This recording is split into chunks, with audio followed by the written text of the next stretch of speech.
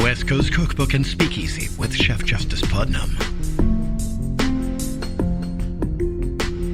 Netrootsradio.com.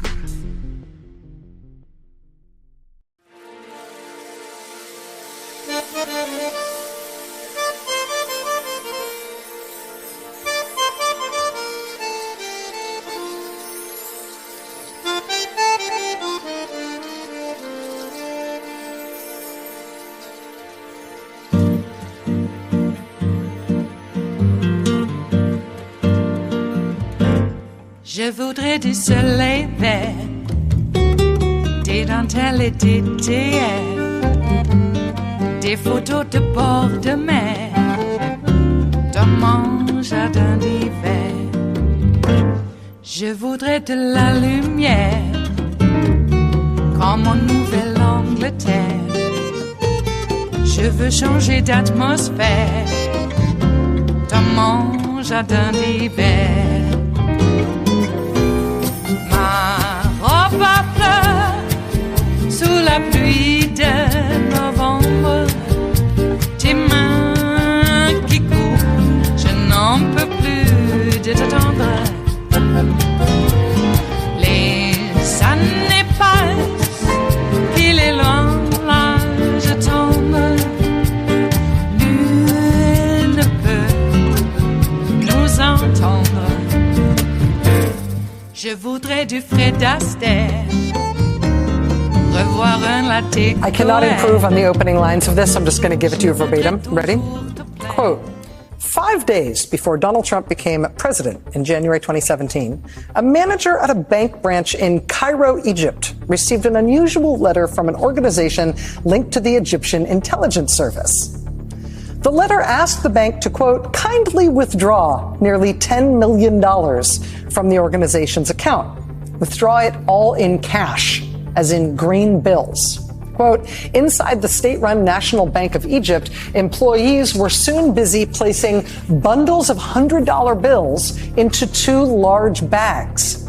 4 men arrived and carried away the bags, which weighed a combined 200 pounds. The bags contained what was then a sizable share of Egypt's entire reserve of American currency. But when those 4 men came and carried away those hundreds of pounds of cash, bundles of $100 bills, where did the cash go? What could Egypt's intelligence service possibly need with 200 pounds of $100 bills? Well, FBI agents in the United States thought that cash might have gone to Donald Trump. Explosive reporting from Aaron Davis and Carol Leonnig at the Washington Post on Friday revealed a years-long criminal investigation into whether Egypt illegally funneled $10 million in cash to Donald Trump for his 2016 campaign. 2 years into Trump's presidency, federal investigators in the United States had come to know the following things. First, classified U.S. intelligence had indicated that Egypt's president at least wanted to give Trump $10 million to boost his presidential campaign in 2016. Also, in September 2016, just before the election, candidate Trump did have a very chummy meeting with Egypt's president in New York, after which Trump praised him as a, quote, fantastic guy. A few weeks after that meeting, just before the election, look at the time on this, October 28th, just before the 2016 election, Trump miraculously produced $10 million of his own money to dump into his campaign, which at the time was quite strapped for cash. That $10 million infusion, though, wasn't a gift from Trump to his campaign. It was structured as a loan, so Trump would get the money back. Trump, just a few days later, won the election, and then just a few days after that, or a few days before his inauguration, there was that unexplained cash withdrawal of American dollars by the Egyptian intelligence service from a Cairo bank, $10 million, the same amount that Egypt's president had reportedly wanted to give Trump, according to U.S. intelligence, the same amount that Trump had miraculously found to loan to his own campaign. Egypt's president then inexplicably became one of Trump's first guests at the White House as president. Trump later released over $1 billion in military aid for Egypt. Trump at one point even called the Egyptian leader, quote, my favorite dictator. And for him, there's a lot of competition for that title. But U.S. investigators didn't ever prove that the money from Egypt, that cash from that Egyptian bank, went to Trump. To prove or disprove that, they would need access to more of Trump's financial records. But they would never get that access. And that is its own scandal. Carol Leonnig and Aaron Davis reporting that Trump's Attorney General Bill Barr stepped in to make sure that FBI agents wouldn't be allowed to subpoena Trump's financial records. He also then removed the U.S. attorney who was overseeing the investigation. And then he removed her replacement as well, until he finally got a U.S. attorney in that jurisdiction who would shut down the investigation entirely. Now, what investigators thought might have gone down here, an illegal $10 million cash payment to a presidential campaign from a foreign dictator. I mean, if that were ever proven, that would be one of the biggest presidential scandals in American history, if not the biggest. That said, it hasn't been proven. And Donald Trump has denied it. The reason it hasn't been proven is because nobody was allowed to look at the evidence that would prove it or disprove it. Thank you, Bill Barr. Thank you, U.S. Justice Department, for never apparently looking into any of the things that Bill Barr did as Attorney General to bring grave shame and discredit upon the U.S. Justice Department. That's a story for another day. I will say, though, Trump is denying the implications of this reporting and this investigation. He could easily disprove the claims here himself by simply allowing his banks to release his financial records to show that he has nothing to hide because he had nothing to do with this. In a hard-fought presidential campaign, you might think that would become a political pressure point for Donald Trump. I mean, if you're going to tell people they need to release their long-form birth certificates, seems like maybe you ought to release your bank records, especially when you're credibly accused of potentially taking a $10 million cash bribe from your favorite dictator. Joining us now is Washington Post national investigative reporter Carol Leonnig. Carol, thank you so much for being here. I really appreciate it. Of course, Rachel. Did I misconstrue any of that? Did I get any of that the wrong way around? No, you got every part of it right, and especially the chronology. I like the way you tell it because it's very clear. People who had credible information from the CIA, jaw-dropping intelligence. The CIA was warning the Department of Justice, we have an informant and additional corroborating intelligence streams suggesting that Egypt's president wanted to get $10 million to Donald Trump. The DOJ began investigating, largely under then special counsel, independent special counsel Robert Mueller.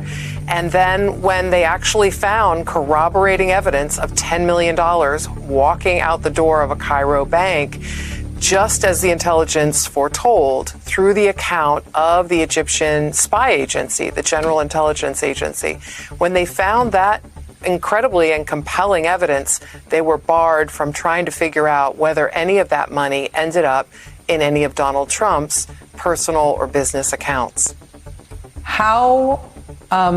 What would the scope be? How big a proverbial subpoena would it need to be in order for investigators to get the kinds of records that would prove or disprove these implications?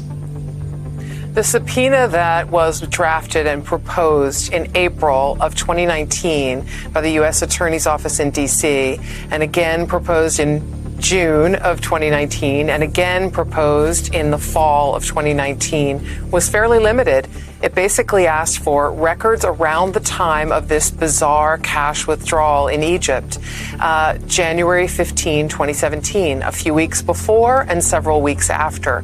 It was not a very broad amount of time. It was scoped down and careful, but they could not get the U.S. Attorney's approval for that. After she met with Attorney General Bill Barr, she decided that they didn't have the factual basis or the predicate to seek the records of the sitting president. And just so you know, Rachel, if you walked into the FBI field office today and said you believed you had information about me laundering money or taking money illegally, the FBI could get a subpoena for my bank records in about 10 minutes. It wouldn't take very long. In this case, this group was blocked for 2 years from gathering any evidence.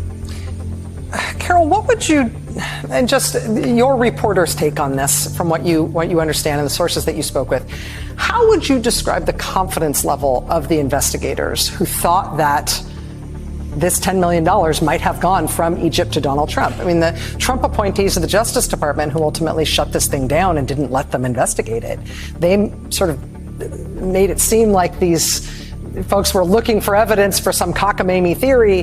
But the people who spoke to you, who were involved in the investigation, how did they characterize their level of confidence or suspicion that something really was truly wrong here?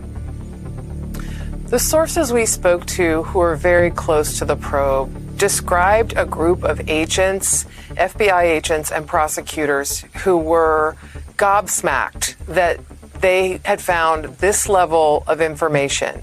First, the intelligence was pretty stunning and came from a reliable source who had provided reliable information in the past in this field.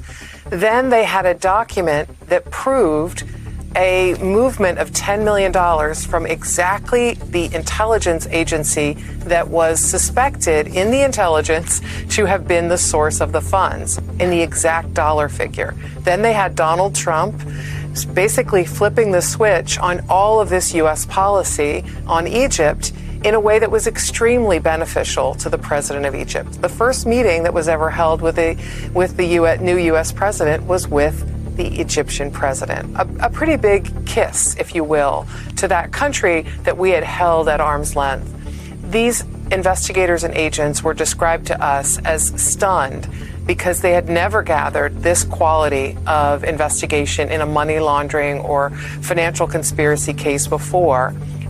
Certainly not one that had been closed down, and not one in which they'd been barred from continuing to investigate the leads right in front of their faces. Wow.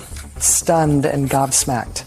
Again, there is an easy way to sort this out. Those financial records don't have to be subpoenaed. A candidate who wanted to dispel this sorts of allegations and said they were not true could simply release that information publicly, but we will await that development. Washington Post national investigative reporter Carol Leonnig, thank you for the reporting. Thank you for helping us understand it, Carol. Thank you, Rachel. It is Tuesday, the 6th of August of 2024, and you are in West Coast Cookbook and Speakeasy. I am your chef de cuisine, Justice Putnam. Gunner, the English bulldog, is our snoozing sous chef. Precious, the little Yorkie, is our door girl. And actually, she will be seating you directly for our especially special daily special, Tarrytown Chowder Tuesdays, a small scant dash, a mere pinch of hot smoked Hungarian paprika will make all the difference in the world. It always has, and it always will. Okay, taglines attended to. Hey, how are you? Well, before we really get into it, I'll give you the little update on our Precious here. She got up early when I did. Wanted to go outside and do her business, which is fine. Wagging her tail. Now, over the weekend, I did notice that her ears seemed to be packed or swollen. First, I thought, are there ticks in my dog's ears? But they're swollen. I think she got grass mites or something. So I put the ear wash that I've had from Dr. Dickey, because I guess our animals are not the only ones who get this ailment. But nonetheless, it's going to take some treatments at home here to really get it to work. But I'll just leave it at that. Okay. If you've ever had to do it, you know what I'm talking about. Anyway, she seems to be, even just from the little amount that I was able to do, relieved a bit of pressure. So, poor little thing. I'm sorry for letting it go so long. And it wasn't that long. It didn't take much. But anyway, as you know, we're going to love her as long as we have her. We don't know how long that will be. But right now, it seems relatively okay. She's a little snaky in the back, which I don't like to see, even with her the prednisone and the pain medication. Then it occurred to me maybe the pain medication is making her a little loopy. That could be. So I need to talk to them tomorrow when I take her in for her weekly IV drip. But regardless, for now, she's seating people here at West Coast Cookbook and Speakeasy as in days of old, and glad to have her back. So she may, decide to go off and take a little nap, but that's okay. She's done her job. Okay. All right, let's get into it. I like the idea that we got Tim Waltz. I think that's good. But I am still burned up about Gorsuch. I just can't let it go. This guy goes on a propaganda network, Fox, to lay down the law? Oh my God. And no one seems to think there's anything wrong with that. I cannot imagine Sotomayor, Kagan, Jackson going on even, the Food Network, talking about bagels. I just, oh my God. Okay. I guess it's perfectly okay for a Supreme Court justice to threaten the executive. What you gonna do about it? Nice little government you have there. Yeah, you know what? You already said that, and we're living with your, unfettered power. Unbelievable. You won't put any corruption caps on us. So what do? They go around and say, oh, those aren't bribes. Which beggars the question. Where did the $100 bills from Egypt go? As we had at the top there. I'll tell you where they went. We all know where they went. And the Supreme Court, in their infinite wisdom, knows about all this too and decided, those weren't bribes, those are gratuities. And isn't it a little rich that right before the Supreme Court said there's no such thing as a bribe, they're only gratuities, we started hearing about, we're going to take taxes off tips. They weren't thinking about the single mom waitress working at some diner bar place. No, they're not talking about that. They're talking about gratuities to the tune of $10 million in $100 bills. It's got to go somewhere. It's going to get taxed. I don't want to pay the tax on my bribe.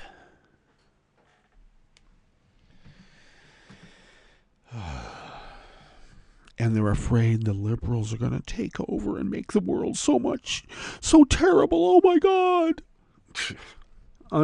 It's just so unbelievably brazen. Right in our faces. And we're supposed to just take it. Well, we're not taking it anymore. There's a new sheriff in town. And yeah, you might call her Catwoman. You might. Mm-hmm. But she'll kick your ass. And now she's got her little trusty sidekick, Robin Waltz. I'm going to call him Waltz and Robin. Is it Waltz or Walls? Probably Walls. I like Waltz. Waltz on in. You can do a lot with it. I like the guy. He does seem like a trusty sidekick. And I'll tell you why. Because he is. Loyal to the core. Knows how to fix cars. I mean, come on. J.D. Vance had to go to his mom's kitchen because he has one of those demonstration kitchens in his house that they don't allow anybody to use. Don't use it. Once it's used, it loses its value. But it's a kitchen. I don't care. It loses the value once you use it. It must be something to be able to get to the rarefied climes of economic security and where you can like collect kitchens like you would trading cards. Keep it in the cellophane. Once it comes out, it loses value. Oh, really? Okay. Versus a guy like Waltz, who says, I don't like the way this car is tuned. And then he goes and tunes it to the way he likes it. Sets the points himself. Remember those days? A lot of people still do that. They try. So, okay, I'm still burned up about what Gorsuch is doing. And by extension, of course, the rest of the MAGA court. So, maybe Amy is a little, maybe she's coming to her senses.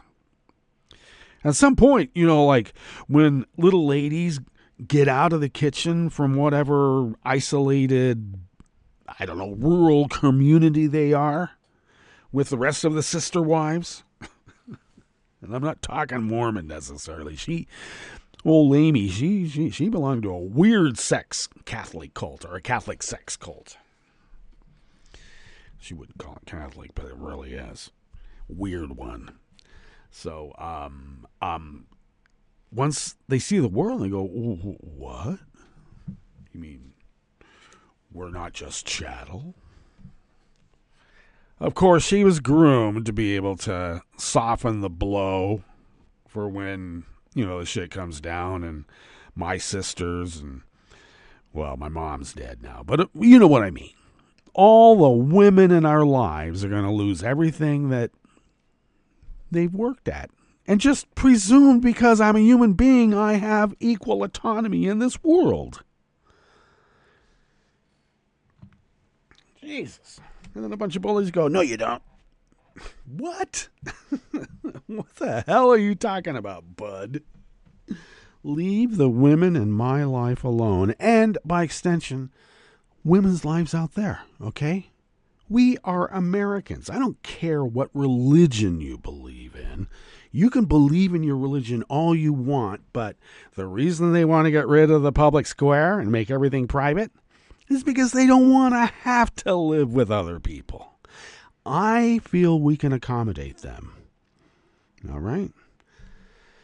Not that I want it close by, but there's a state right now who's just willing and able and apparently have the infrastructure for going back, I don't know, a few hundred years or more. Pack them all in Idaho, make it a gated community, and turn the guard shacks inward. You know, if you want to get out, you got to show the guard your little card.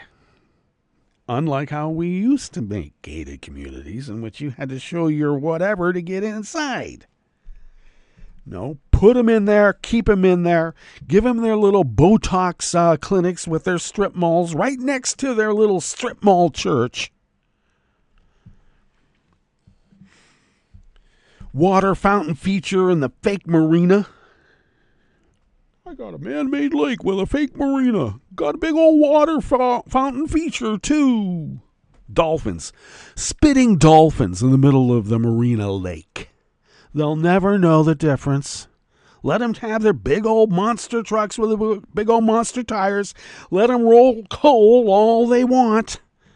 They'll never know the difference. I'm serious. I'm fed up. They want us to do it. Look, I keep telling people, don't push, because it won't be nice for you.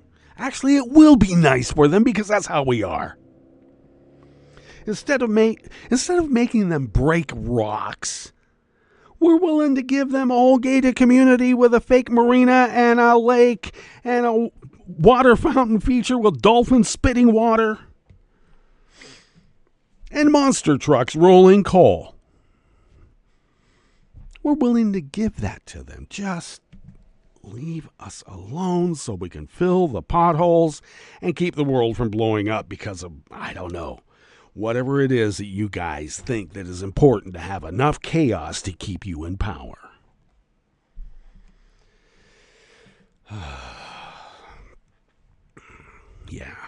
we're indoctrinating your kids. Damn right we are. Getting fed up with this BS that it's supposed to be okay to shit on people who are less than you. What is your problem? And I'm not talking about you out there. I'm talking rhetorically to, the MAGA out there and some of my anonymous neighbors, shall we say. Not us. But what is their problem? Maybe that some people are waking up. I like what Waltz brings to the table in terms of rhetoric. He is, after all, the one who synthesized everything about MAGA into one word, and that's weird. For that, he should get, a Pulitzer. He should get a Nobel for Literature for that one. I am serious. I'd even give him a Hugo Award for Science Fiction Excellence. Weird. They are weird. Don't have to go through a whole treatise explaining and deconstructing what it is that makes a MAGA and their leaders their MAGA leaders. Just, they're weird. Absolutely weird. Okay, I'm sorry. But I'm just fed up with this Gorsuch thing. And I'm fed up with the MAGA court feeling free to be able to go on Fox to issue their edicts and threats. I'm tired of it. And I don't know. I think the fairness doctrine might be warranted, finally. And let's remember, the only reason Murdoch was able to do what he's been able to do is because Reagan got rid of the fairness doctrine when old Rupert got over here and decided, gee, I did to Australia what I want to do to the great United States. And the UK too. They don't really talk like that. But it's early in the morning. I need more coffee to be able to get my Aussie accent down. All right, what do we have in store for you? I already alluded to the top as we begin this fabulous Tarrytown Chowder Tuesdays. Remember, we roast the corn in the husks before putting it in the chowder, okay? Just letting you know. And before that, we soak the corn in their husks in a citrus bath. Sometimes I like to throw some orange peels in there too, or oranges. Anyway, just so you know, that goes in the chowder. That's how we do it here. All right. Well, we know where the $10 million went. Mm-hmm. And we know that Barr did his usual bar of all the evidence. I hope somebody gets brave enough to, maybe John Mitchell him. I wish.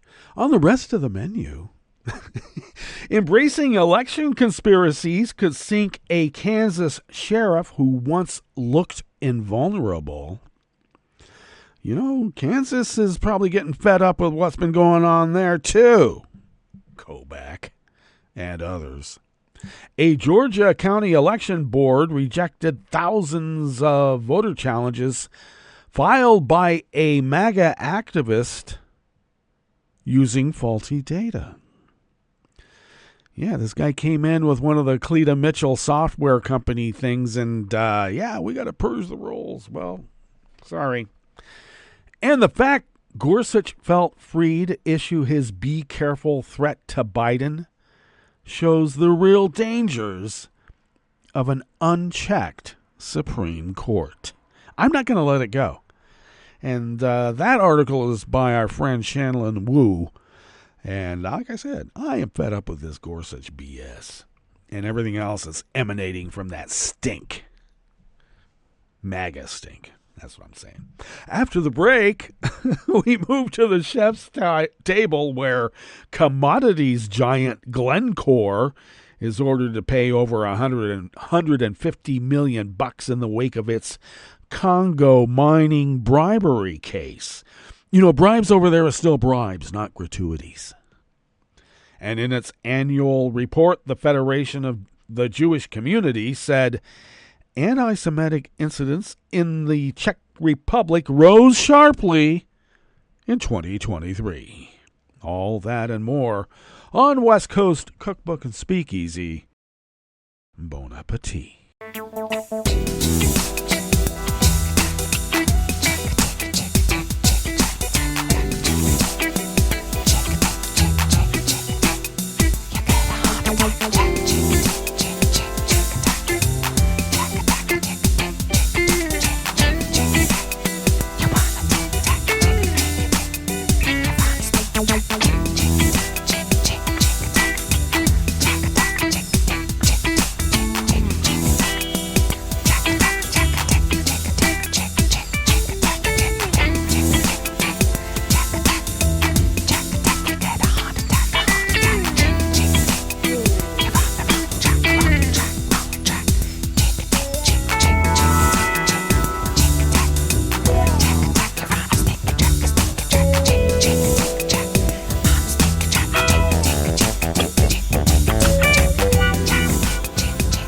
Remember to follow the show on the social medias at Netroots Radio in most cases. Otherwise, it's usually just Netroots Radio. But Tom takes care of those, so thank you, Tom. And thank you also to Kelly and Ricky for everything that they do. And check out their show on Saturday nights. Do it. Do it.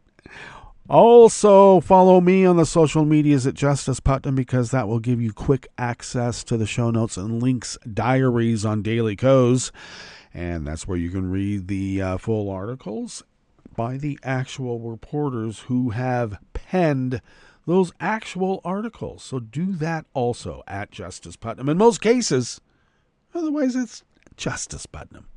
Okay, let's tuck into this first offering here in the Bistro Cafe of West Coast Cookbook and Speakeasy, Tarrytown Chowder Tuesdays, and it is out of the Associated Press by John Hanna.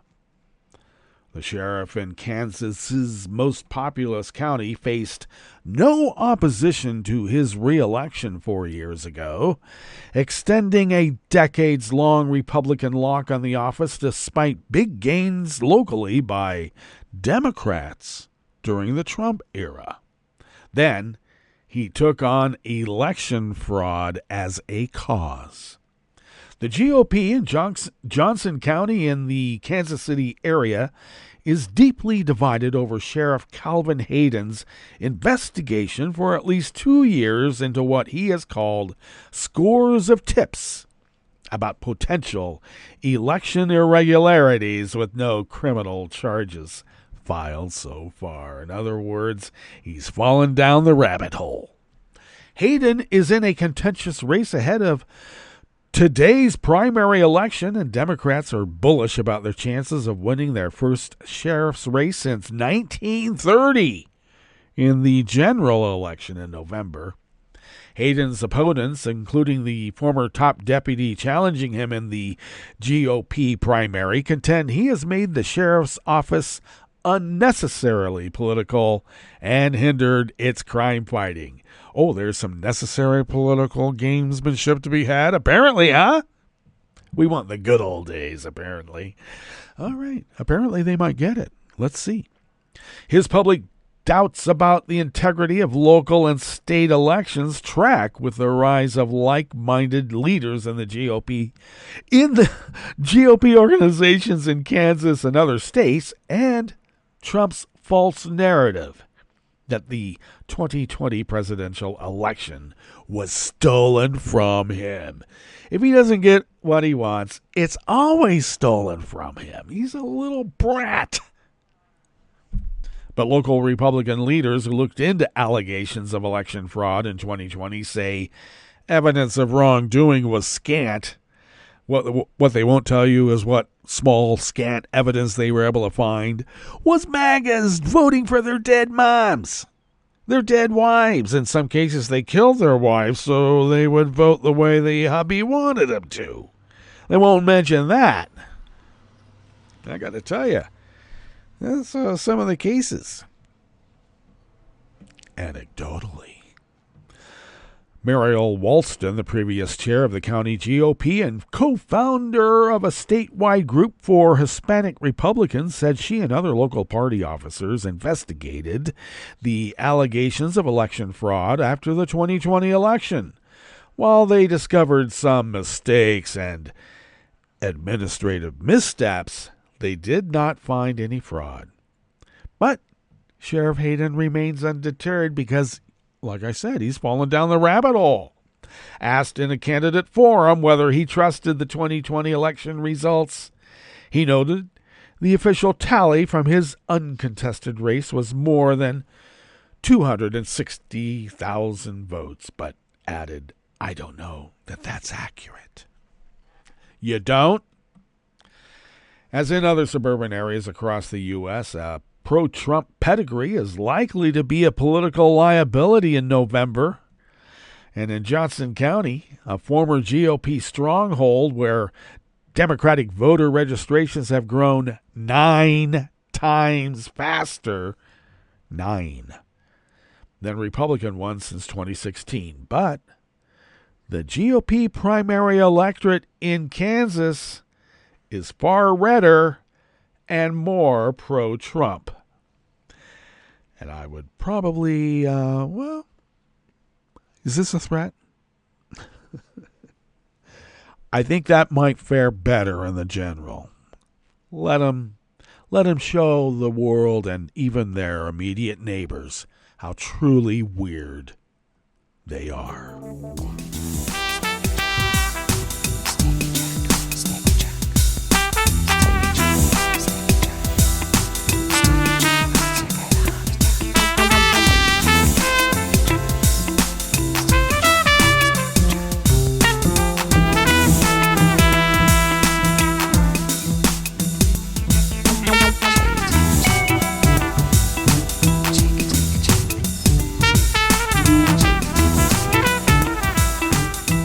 Travis Geddes at Raw Story brings us this next offering here in the Bistro Cafe of West Coast Cookbook and Speakeasy. A Georgia County Election Board rejected a wave of voter challenges filed under the state's new election law. The Cobb County Board of Elections and Registration dismissed an attempt to cancel the registrations of almost 2,500 voters challenged by local conservative activist Eugene Williams, who was using software from the Republican-backed company Eagle AI to identify voters who may have moved. Williams had previously challenged thousands of registrations using the database to find voters without an identifiable address, and the state's Republican legislature passed a new law that went into effect on the 1st of July to give private citizens even more power to challenge voter eligibility. The new law upholds challenges if evidence shows a voter has died or moved, registers in a new jurisdiction, or is registered at a non-residential address. It's one of several laws passed by Republican legislators after Trump claimed fraud cost him re-election in 2020, although numerous investigations have found no proof of those claims. Should we say the cases are now numbering in the hundreds every single time? Another election law passed a year after Trump's laws allows activists like Williams to challenge an unlimited number of voters who appear to have moved, and conservatives have filed more than 350,000 challenges since Trump lost, although county election boards have rejected the vast majority of those.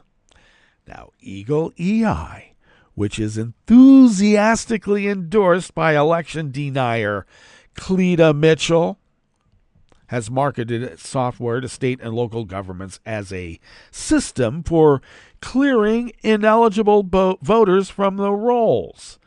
Now, voting rights activists say the database is unreliable and has been used to cancel the registrations of eligible voters.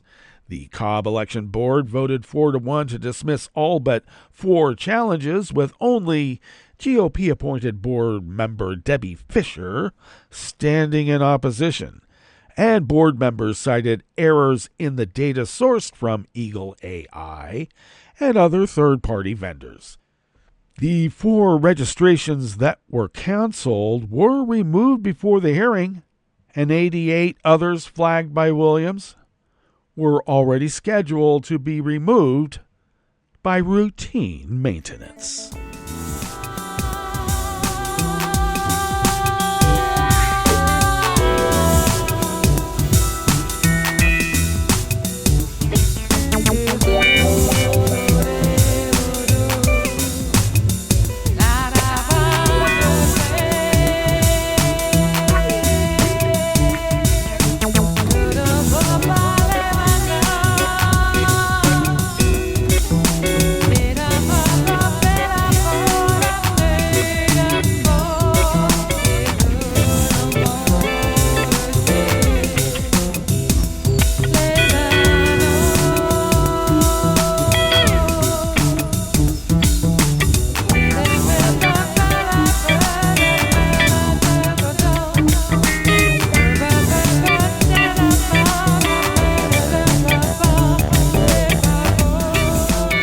Shanlin Wu over at the Daily Beast brings us this final offering here in the Bistro Cafe of West Coast Cookbook and Speakeasy, Tarrytown Chowder Tuesdays.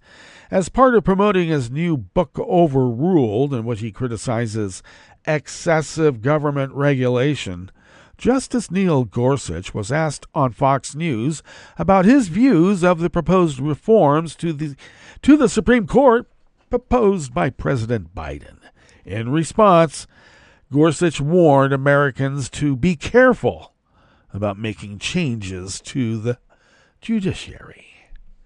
We should take that warning seriously, not because reforms to the Supreme Court threaten an independent judiciary, but because the fact that Gorsuch felt free to issue it shows the real dangers of an unchecked Supreme Court.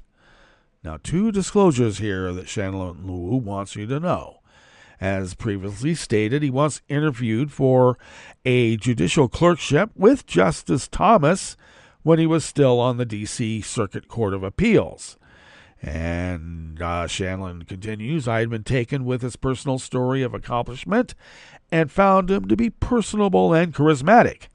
Justice Gorsuch and I once worked at the same law firm where I found him to be extremely kind-hearted colleague and an exceptionally sharp legal-minded writer.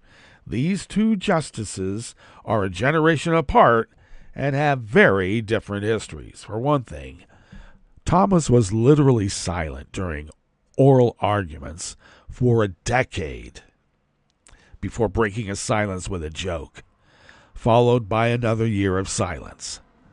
Gorsuch has been an aggressive questioner from the start, perhaps reflecting his time in private practice as a civil litigator, but whatever their difference in the courtroom, their actions outside the courtroom reflect a troubling state of mind among the justices, most notably the conservative ones.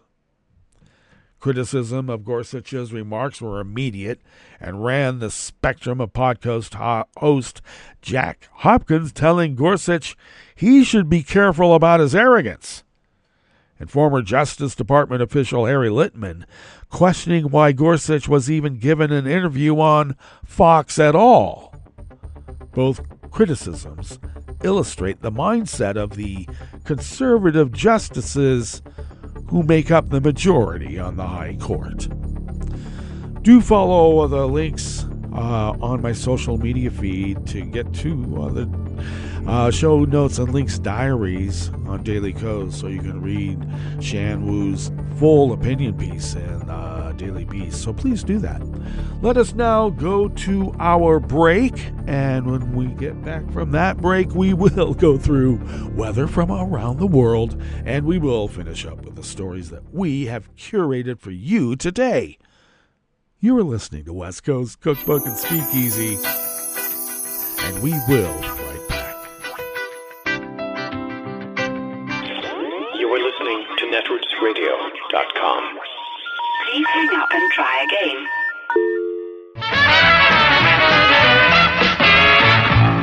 From a point at sea to the circles of your mind, a new force is at work for planetary transformation. New radio for a new Earth.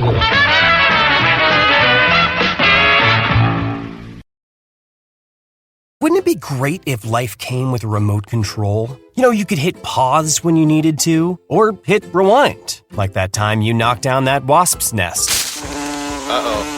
Well, life doesn't always give you time to change the outcome, but prediabetes does. With early diagnosis and a few healthy changes, you can stop prediabetes before it leads to type 2 diabetes. To learn your risk, take the 1-minute test today at doihaveprediabetes.org. Brought to you by the Ad Council and its prediabetes awareness partners.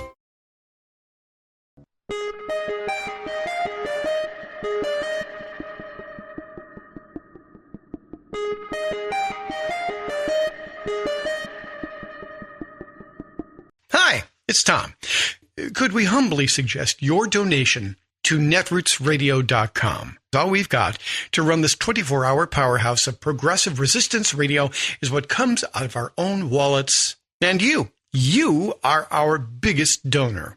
And it doesn't take much, $3, $5. Just go to the bottom of our netrootsradio.com page and hit our secure donate button.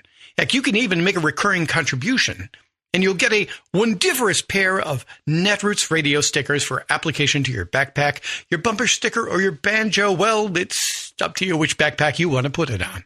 So donate what you'd like at the bottom of our netrootsradio.com's homepage. Because you are our biggest donor. netrootsradio.com. Together, we are Resistance Radio.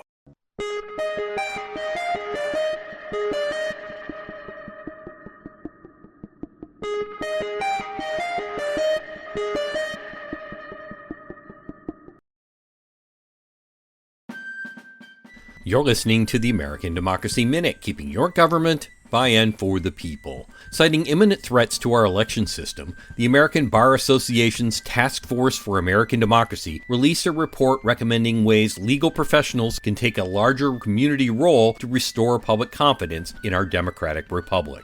The ABA issued the report August 2nd after a year of listening sessions and input from around the country. It states, too many of us have taken our democracy, our rule of law, our civic norms, and our freedoms for granted, and have not done the hard work required to keep a free and fair democratic republic. The threats we are facing are real and they are existential. It is well past time for each of us to publicly say what we all know.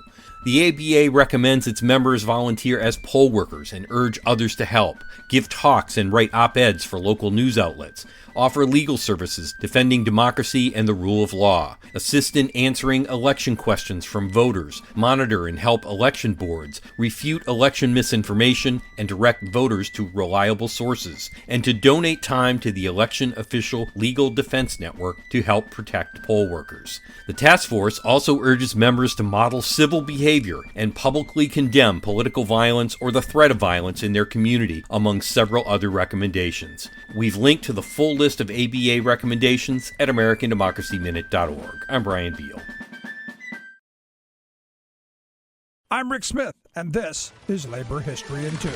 On this day in labor history, the year was 2012. That was the day a release of flammable vapor led to a fire at the Chevron refinery in Richmond, California. A Level 3 community warning system alert was issued for the cities of Richmond, San Paulo, and North Richmond. Toxic black smoke could be seen for miles while the fire burned for hours. 19 workers were nearly incinerated trying to escape the fire. More than 15,000 area residents sought medical treatment for chest pains, breathing problems, headaches, and sore throats. The Chemical Safety Board found that the release was caused by a leaking pipe that eventually ruptured. The pipe, made of carbon steel, suffered sulfidec corrosion. The Chemical Safety Board noted that for 40 years, the refinery industry had known that carbon steel corrodes at a much faster rate than higher chromium content steel pipe. The pipe in question had no shutoff valve to isolate the leak. In its final report, the Chemical Safety Board issued a number of findings. They found that Chevron knew of the corrosion but did nothing to prevent it. As well, Chevron not only failed to perform 100% component inspections, but it also rejected earlier recommendations to inspect and replace the pipe that would eventually fail. When it came to emergency response, Chevron failed to identify and communicate process controls or damage mechanisms in the incident command structure. They also had no leak response guidance or formal protocol to determine how to handle a process leak. The Chemical Safety Board found the safety culture lacking. Workers were reluctant to use their stop work authority and were often encouraged to continue operations despite hazardous conditions. The Chemical Safety Board issued a number of recommendations, including more stringent regulatory enforcement. Labor History in 2 brought to you by the Illinois Labor History Society and The Rick Smith Show. For more information, go to laborhistoryin2.com.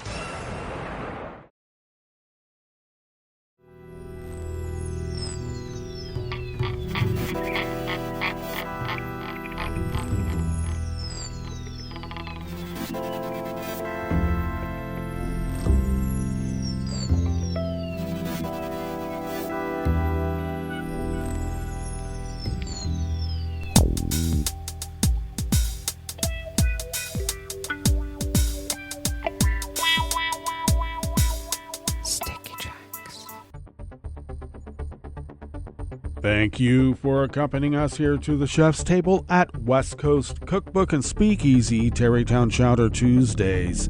We always begin, whether from around the world along the banks of the Rogue River, in the Rogue River Valley of Southern Oregon on the west coast of the continental United States of America, where it is currently 58 degrees Fahrenheit under sunny conditions, expecting to be a bit cooler than what we've had recently. Highs around 95, could be a little bit warmer. Abundant sunshine throughout the day with winds out of the northwest at 5 to 10 miles per hour, then clear to partly cloudy skies overnight with lows in the upper 50s. Finally, cool enough to properly cool the house down overnight. Winds out of the northwest at 5 to 10 miles per hour. And then sunshine and clouds mixed tomorrow with highs in the upper 90s. Winds out of the northwest at 5 to 10 miles per hour. Grass pollen remains moderate here in our little burg of Rogue River. The air quality index, though, for the region is in the good range at 40 parts per million. And that daytime UV index is very high at level 8, as a guy with his weird truck and weird engine drives by. I apologize. All right. Weather from around the world. Live radio, what are you going to do? Weather from around the world is brought to you by a crowd of crowdsourced weather stations that a crowd crowdsources from around the world, and that is the Weather Underground. London is 68 degrees and cloudy. Paris is 85 and partly cloudy. Rome is 93 and sunny with a heat advisory. Kabul is 81 degrees and clear. Hong Kong is 85 and partly cloudy. Tokyo is 81 and cloudy. Auckland, New Zealand is 45 degrees with light rain and fog. San Francisco, California is 56 degrees and cloudy. Chicago, Illinois is 68 and cloudy with a small craft advisory. And New York, New York is 88 degrees Fahrenheit, mostly cloudy with a heat advisory. And that is weather from around the world, brought to you by a crowd of crowdsourced weather stations that a crowd crowdsources from around the world.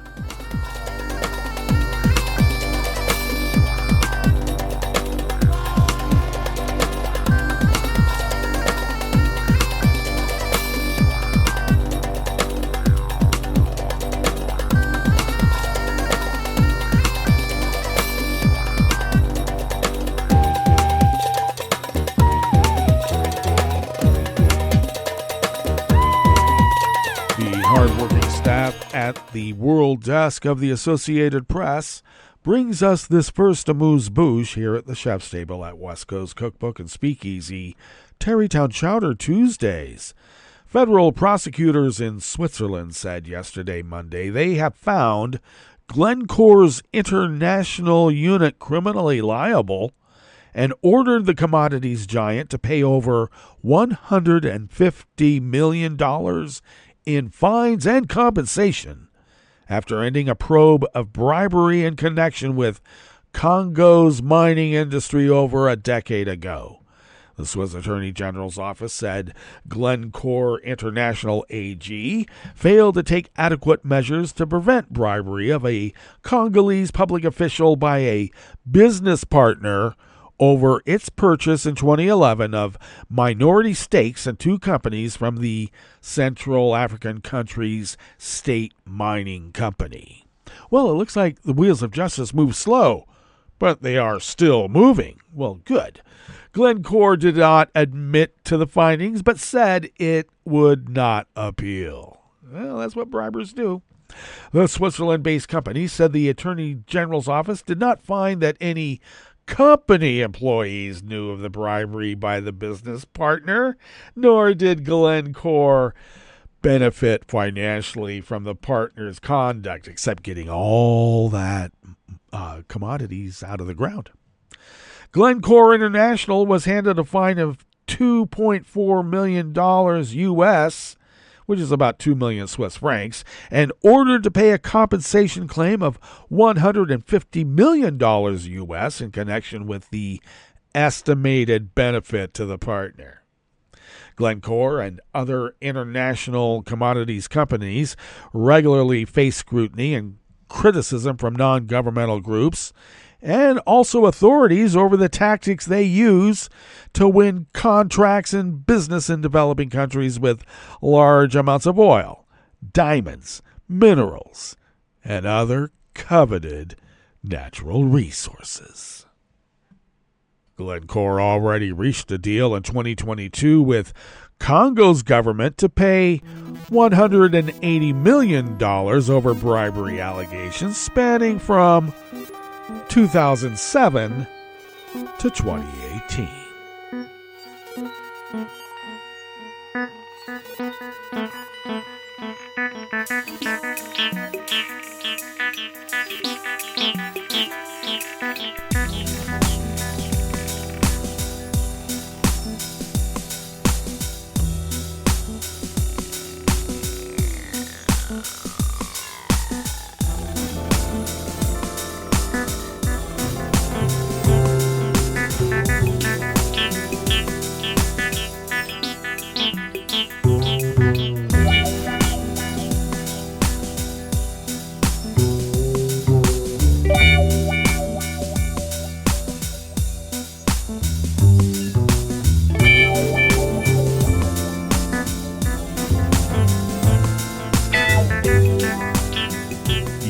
Staff at the World Desk of the Associated Press brings us this final amuse-bouche here at the chef's table at West Coast Cookbook and Speakeasy.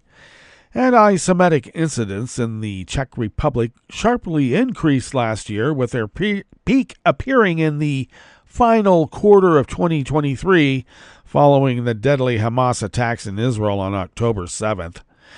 In its annual report, the Federation of the Jewish Community said it registered 4,328 anti-Semitic incidents in 2023, up 90% from the 2,277 the previous year. The report said that 1,800 incidents, or 41.59% of the total, happened in the last 3 months of the year. The October 7th was immediately followed by a global explosive wave of anti-Semitism, which also strongly hit the Czech Republic. The bulk of the anti-Jewish hatred, 98%, was expressed online, most of them through social media. Thank you, Elon. Those included the publication of false, demonizing, vulgar, and conspiracy theories and stereotypes, as well as hatred aimed at the State of Israel, it added. Despite the rise in anti-Semitic incidents, the report concluded the Czech Republic remains a safe country for Jews. It said there was no physical attack registered for the second straight year, but 18 incidents involved anti-Semitic threats, harassments, and verbal insults, more than double the previous year. The rest of the incidents included demonizing the Jewish community with conspiracy theories and stereotyping, according to the report. Well, that brings us to the end of our broadcast period for the day, but you do know Netroots Radio broadcasts on, and we will meet up here tomorrow for Smothered Benedict Wednesdays. So do stay tuned to Netroots Radio all day and all night for all the breaking news as it breaks, and you know it's breaking. So, and we will meet up here tomorrow, right here in West Coast Cookbook and Speakeasy.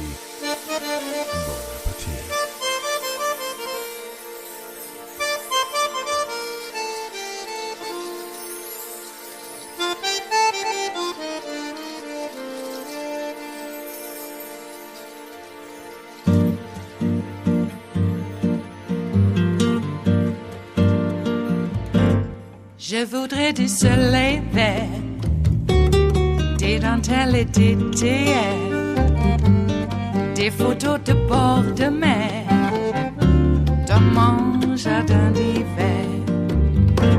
Je voudrais de la lumière, comme en Nouvelle-Angleterre. Je veux changer d'atmosphère, dans mon jardin d'hiver. À fleurs, sous la pluie de novembre, tes mains qui courent, je n'en peux plus de t'attendre. Les années passent, qu'il est loin, là je tombe. Nul ne peut nous entendre. Je voudrais du Fred Astaire, revoir un latte coère. Je voudrais toujours te plaire dans mon jardin d'hiver. Je veux déjeuner par terre, comme au long de golfe clair. T'embrasser les yeux ouverts dans mon jardin d'hiver.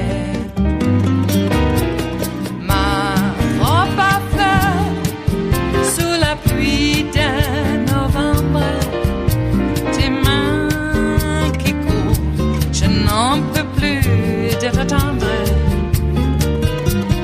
Les années passent, il est loin, là je tombe. Nul ne peut nous entendre. Ba-da-da-dum-di-da-dum. Ba-da-da-dum-di-da-dum. Ba-da-da-dum-di-da-dum. Dans mon jardin d'hiver. Ba-da-da-dum-di-da-dum. Ba-da-da-dum-di-da-dum. Ba-da-da-dum-di-da-dum. Dans mon jardin d'hiver. Dans mon jardin d'hiver. Dans mon jardin d'hiver.